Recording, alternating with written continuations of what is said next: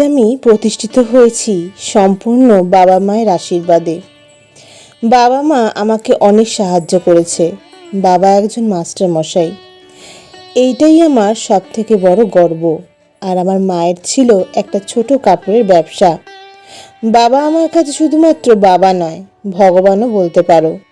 মা সবসময় বলে, তোর বাবার আর আমার যে ছোট ব্যবসা ছিল, আজ তোর পরিশ্রমে সেই ব্যবসাটা এত বড় হয়েছে। সুন্দর সংসার আমাদের।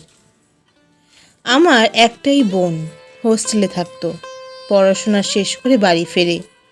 তারপর বাবা কিছুদিন যাওয়ার পর বোনের বিয়ে ঠিক করে। একটা মাত্র ছেলে, শুধু বাবা আছে কিন্তু মা নেই। ছোট পরিবার, বিয়ে হয়ে গেল, বোন চলে গেল বাপের বাড়ি ছেড়ে শ্বশুর বাড়ি, ঘর ফাঁকা। আমি পুরোপুরি মায়ের ব্যবসা নিয়ে ব্যস্ত। কদিন পর বোন ও বোনের বর বাড়িতে আসলো। প্রথম প্রথম ভালোই লাগছিল। এতদিন পর বোন বাড়িতে এসেছে, তাতেই আনন্দ। আমাদের বাড়ির পাশেই আমাদের ব্যবসা। বোনের বর দেখতে গেল। কিছুক্ষণ পর বলল, দাদার সাথে কদিন আমিও ব্যবসা দেখি। বাবা রাজি হয়ে গেল। তার জামাই খুব আনন্দ, জামাই ব্যবসা করবে। জামাই নিজের ব্যবসা ছেড়ে এখানেই থেকে গেল। মাঝে মধ্যে ব্যবসার মালও আমার সাথে আনতে যেত। সব রাস্তা চিনে গেল। বোন তার স্বামীর কথায় রাজি, কিন্তু বোন তার স্বামীর মনের ষড়যন্ত্র সম্বন্ধে কিছুই জানতো না। একদিন সকালবেলায় আমি দোকানে গিয়েছি। গিয়ে দেখি যে জামাই পরেশ আমার চেয়ারে বসে আছে। আমি যাওয়ার পর আমাকে বলে, মালগুলো সাজাও তো। আমি বললাম, কেন? রতন সাজাবে। রতন বলে, আমি পারবো না। পরেশ টাকা দিয়ে রতনকে কিনে নিয়েছে। আমি বাড়িতে এলাম, বাবাকে সব বললাম। বাবা আমাকে বলল, ঠিক আছে, জামাই আসুক, তারপর শুনছি তোর কথা। আমার মনে খটকা লাগলো। মাকে বললাম। মা বলল, কি? কেন এটা হবে? জামাই তোকে কাজ করতে বলবে? আসুক আজ বাড়িতে। জামাই বাড়িতে আসলো আর আমার নামে উল্টো পাল্টা কথা বলল।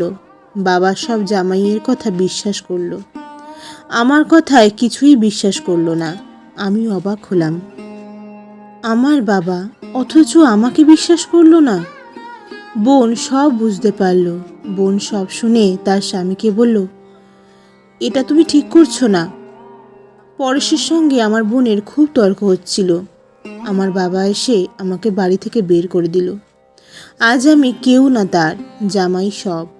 আমি এক বস্ত্রে বাড়ি ছেড়ে চলে এলাম। বাবার উপর আমার রাগ হয়নি, অভিমান হলো। তারপর আমি যাকে ভালোবাসতাম তার বাড়ি এসে উঠলাম। প্রিয়াঙ্কা সব আমার কথা শুনে বলল, তুমি কিছু চিন্তা করো না, সব ঠিক হয়ে যাবে, এখন চুপচাপ থাকো। আর কয়েকদিন পর সত্যি ওই জামাই ব্যবসা লুট করে ফেলল। বাবার তখন হুঁশ ফিরল। পরেশকে বলল, তুমি অমানুষ, তোমার জন্য আমার ছেলেকে বাড়ি থেকে তাড়িয়ে দিয়েছি, আর তুমি এত বড় ক্ষতি করলে। তারপর বাবা পুলিশ ডেকে পরেশকে ধরিয়ে দেয়। আমার বোন খুব কেঁদেছিল। আমি সব শুনেছি মার কাছ থেকে। তারপর বাবা আমার কাছে আসলো, এসে হাত ধরে বলল, বাড়ি চল, আমায় ক্ষমা কর। আর রাগ করে থাকিস না বাবা, আমার অনেক বড় ভুল হয়ে গেছে। বাধ্য হলাম অভিমান ত্যাগ করতে। ফিরে গেলাম বাড়িতে। বন্ধু সবাই বিশ্বাস করা ভালো, কিন্তু চোখ বন্ধ করে বিশ্বাস করা একদম ঠিক নয়। ধন্যবাদ। গল্প রচনা শ্রীমতী নন্দিতা দাস। জয় তারা, জয় বাম।